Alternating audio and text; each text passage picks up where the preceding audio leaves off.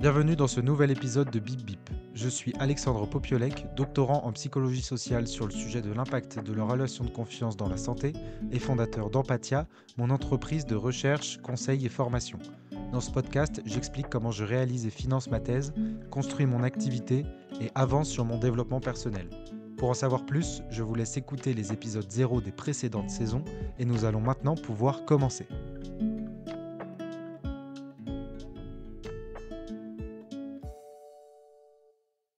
Cette semaine a été marquée, par le sujet du sommeil et du repos, donc j'ai malheureusement pas énormément de choses à dire. Un jour, je ferai un best-of des nombres de fois où j'ai dit ça et où les épisodes ont duré 40 minutes. Mais nous allons bien voir, peut-être que je vais faire 2 sujets aujourd'hui. Je vais voir comment je me sens et si j'ai l'impression que j'ai des choses à dire. Mais étant donné que nous sommes sur un podcast hebdomadaire, je dois également partager les fois où, il s'est pas passé grand-chose. J'ai déjà fait un épisode comme ça dans la saison 4. Et bien, on est un petit peu sur, le deuxième épisode de ce style. Voilà, maintenant que la moitié des gens sont partis, je vais pouvoir vous expliquer deux trois trucs, comme d'habitude, en essayant de vous transmettre quand même, quelque chose, de ce que je comprends de l'activité. Alors cette semaine, je vais, commencer par une description de la journée type de cette semaine. Grasse matinée, enfin déjà, sommeil, à partir de 22h30, lever avec réveil, vers 9h30, donc des grosses nuits.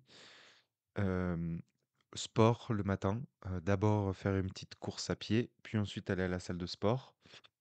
Je rentre, je mange et je commence à travailler vers 13 ou 14h et je finis entre, 15 et 18.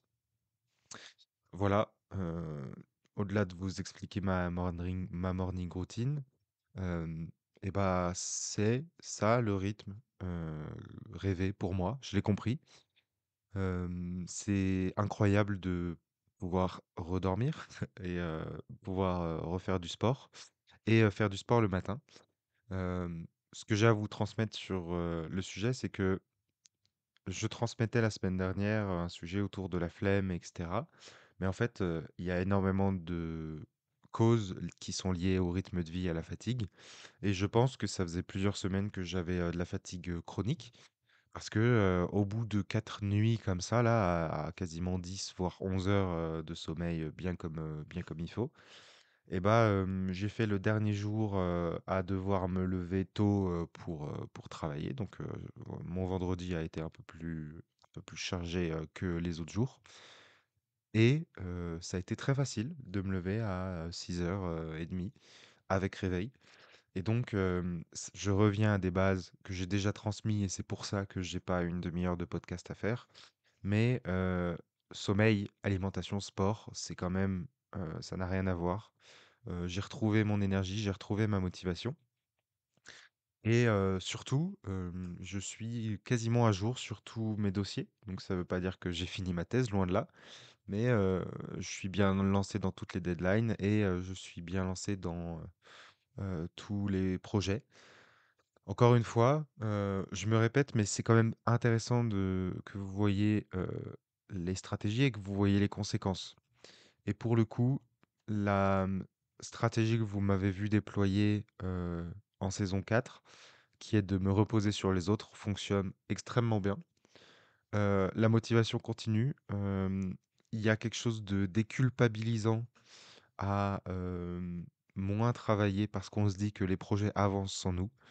On se dit que, c'est bon, je suis dans des processus, ça sert à rien ou alors c'est pas contre-productif, mais ce serait, un petit peu, trop avancer un sujet que de le travailler avant le prochain rendez-vous. Donc par exemple, si j'ai un rendez-vous où je dois valider, des étapes qui sont, préliminaires à l'avancement d'un projet et bah, ça me rassure de me dire: «Bon, bah, oui, je pourrais m'avancer, à l'étape d'après», mais il y a aussi, un principe de, bah, l'étape logique, c'est d'attendre le prochain rendez-vous, donc j'attends le prochain rendez-vous et le fait d'avoir des rendez-vous, de travailler avec des gens, je confirme que, le côté un motivant et 2 déculpabilisant de moins travailler, ça c'est une nouveauté, marche très bien et ça fait beaucoup de bien.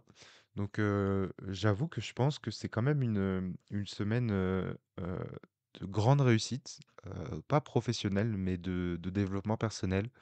Parce que c'est la conséquence d'un travail, d'1 an, d'un travail d'un an, professionnel et d'un travail de 6 mois, personnel, de développement personnel, de reconstruction, qui est que j'ai réussi sans culpabiliser, en déculpabilisant, à diminuer ma charge de travail, suivre mes dossiers, déconstruire ma notion du travail et travailler, quand je le sentais et sur les sujets que je voulais, pour finir par être à jour et sincèrement avoir eu l'impression d'avoir fait une semaine de vacances.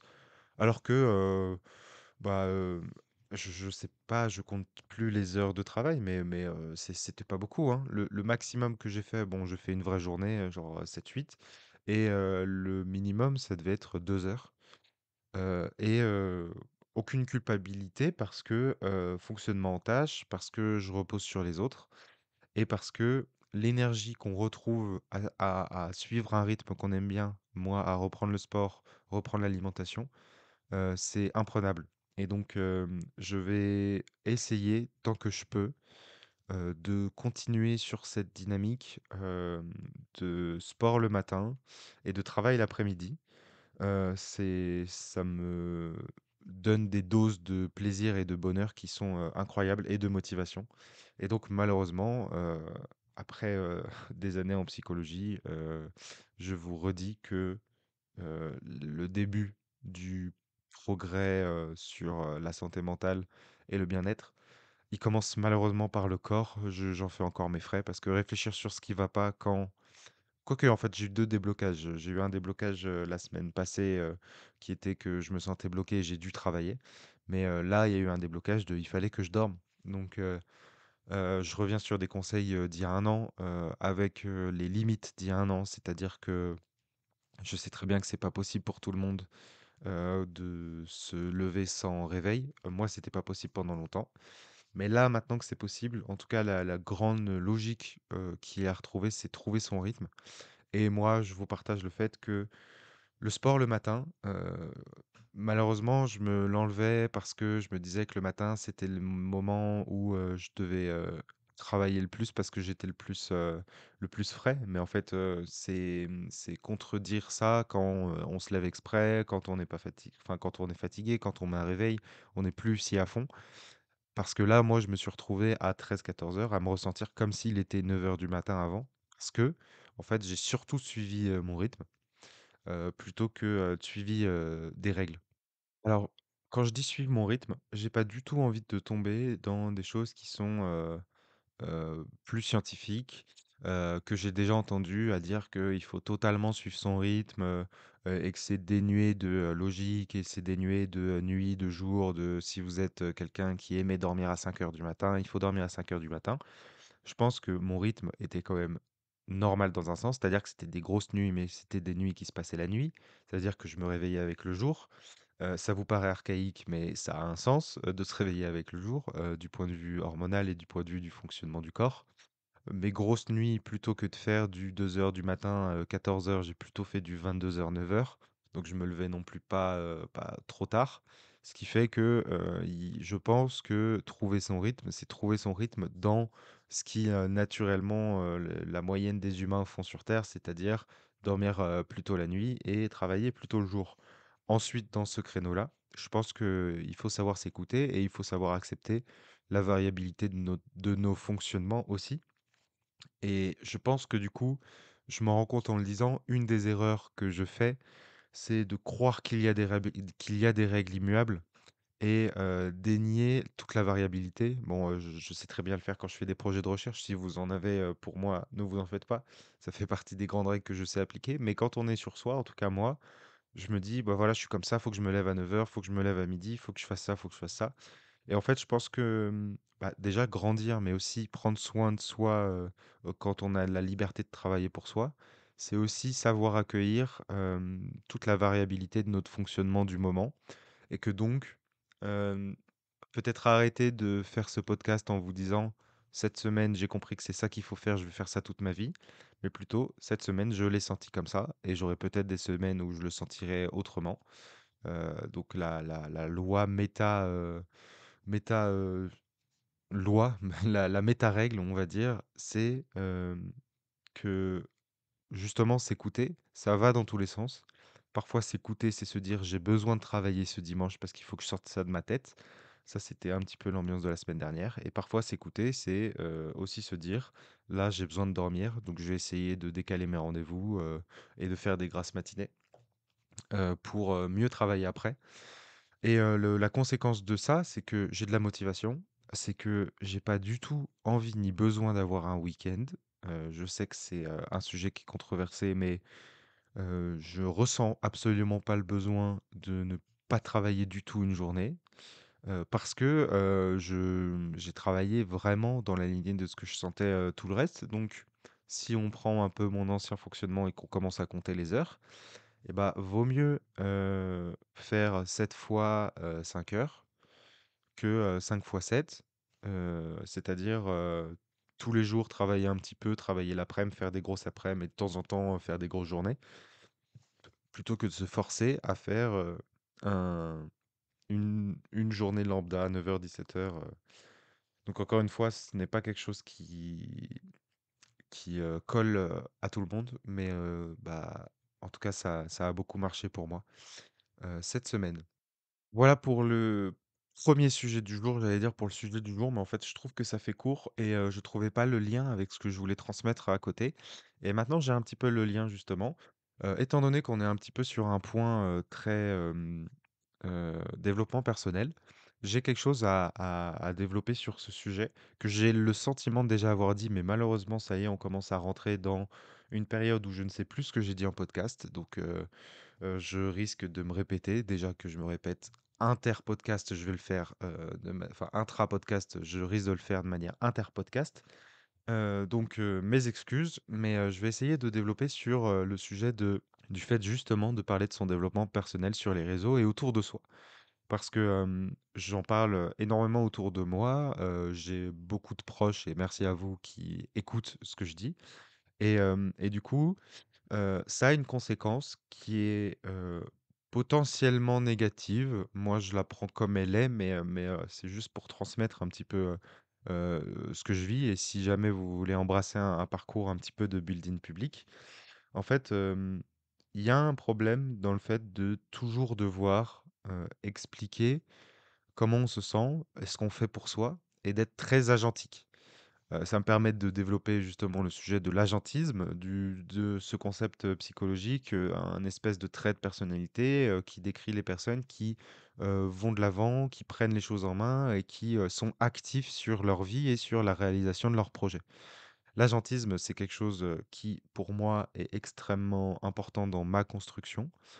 C'est ce qui a fait que, je suis devenu une personne, que j'aime être aujourd'hui, en tout cas beaucoup plus qu'il y a plusieurs années.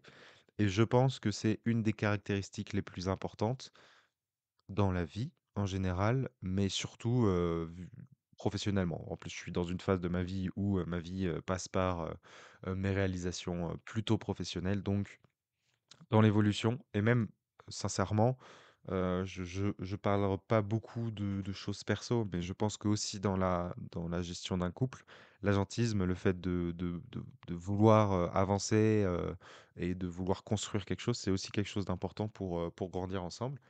En tout cas, voilà, c'est une caractéristique que je trouve très intéressante. En revanche, la montrer aux autres, et expliquer tous nos processus de réflexion et d'évolution, ça rend, les choses difficiles pour 2 raisons. La première, c'est que on devient critiquable sur plus de points.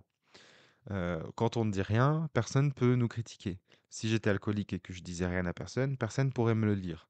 Par contre, si sur les réseaux, et sur un podcast, je commence à dire: «J'ai essayé ça, ça marche pas, je médite, je fais ça», et bah, on donne des armes à ses ennemis, même si j'ai pas réellement d'ennemis, mais on donne des armes aux critiques pour nous dire: «Tu devrais faire les choses comme ça, tu devrais faire ça, tu devrais faire ça». Et j'avoue que il y a un petit côté négatif à se voir, toujours se faire critiquer, ses décisions, alors que on fait énormément de choses. Par exemple, du coup, moi je me dis, j'essaye de faire énormément de choses en place, dont des thérapies payantes, de faire attention, de faire du sport, de bien manger et cetera et en fait, quand on commence à être plus on est actif sur sa vie, plus on est agentique et plus on essaye d'améliorer son bien-être mental, plus on reçoit des critiques, même très bienveillantes, chaleureuses et positives, sur ce qu'on fait. Et donc, il y a un côté, irritant de se dire: «Bah, ouais, mais plus j'en fais, plus j'ai besoin d'en faire, donc le truc n'est jamais fini». Il y a un truc irritant de se dire: «Mais bah, les gens qui me conseillent, des fois, j'aimerais qu'ils appliquent les conseils pour eux avant de venir critiquer, la finesse de mes virgules, de oui, peut-être que je devrais méditer, entre 10 heures et midi plutôt entre 20 et 22, mais quand même, je médite tous les jours depuis 1 an». Enfin, c'est pas exactement le cas, j'ai médité tous les jours pendant 6 mois et puis là, je reprends, depuis, 1 ou 2 mois. Mais bref, en fait, il y a quelque chose de c'est difficile de se voir critiquer tout ce qu'on fait alors qu'on a quand même l'impression qu'on fait beaucoup de choses par rapport à avant et par rapport aux autres. Et en plus, deuxième sujet, c'est que notre santé mentale, notre bien-être devient un sujet important. C'est-à-dire qu'il devient, le sujet sur lequel on pose notre esprit et donc il y a un côté surpsychologisant à se créer des problèmes. C'est-à-dire que parfois, il est quand même important de lâcher prise et ça, je big up, le moi d'il y a quelques mois, qui, devrait écouter cet épisode.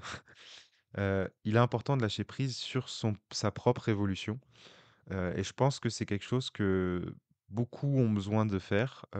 Moi, j'ai discuté avec, des proches, notamment sur le plan professionnel qui, bah, en fait, parfois, il y a juste un besoin de arrêter de penser que tout est urgent et de laisser un petit peu couler. Donc malheureusement, j'en viens à un conseil qui est super, qui est génial à recevoir, c'est-à-dire, laisse-toi aller. Mais il y a une limite de, heu, toujours vouloir avancer. Parfois, c'est pas la meilleure option. Par exemple, pour, mon évolution personnelle, le fait de, toutes les semaines, devoir, me projeter sur où j'en suis, qu'est-ce que je fais, comment je me sens, en fait, ça, aggrave le problème. Et je pense que dans beaucoup de sujets, notamment dans des sujets politiques, moi c'est intéressant là, je me lâche, mais je vais pas parler de politique parce que c'est une critique qui est adressable à tous les partis. Mettre un problème sur le tapis l'aggrave. Ça veut pas dire qu'il faut pas le traiter.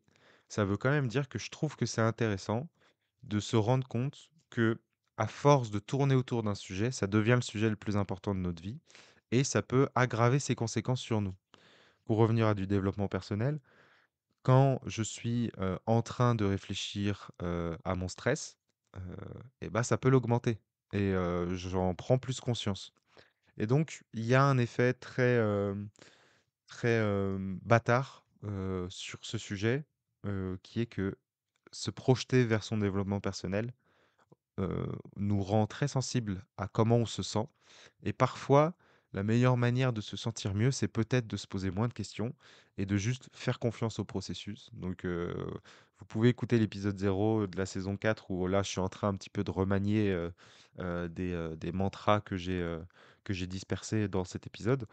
Mais je reviens cette semaine à me dire aussi qu'il faut faire confiance au processus parce que le niveau de différence de santé mentale dans laquelle j'étais, la semaine d'avant et cette semaine-là, n'a rien à voir et je pense que je me serais moins pris si je m'étais moins pris la tête, j'aurais, mieux vécu la chose, à me tourmenter de pourquoi je me sens mal, la semaine passée alors qu'il fallait juste que je rédige mon projet de thèse et cette semaine, au lieu de polémiquer, bah, justement là, j'ai réussi, mais ce que j'aurais pu faire avant, c'est réfléchir: «Qu'est-ce qu'il faut? Pourquoi j'arrive pas à me lever?» à juste me dire: «Bah, il faut que je dorme et si je travaille que l'après-midi, je travaille que l'après-midi» et bah, j'aurais eu, je pense, beaucoup moins, de labilité émotionnelle et de différence dans mes émotions si je m'étais posé moins de questions et si j'avais juste: «Bon, faut que je fasse mon projet de thèse, je fais mon projet de thèse et là, j'ai envie de dormir, je dors».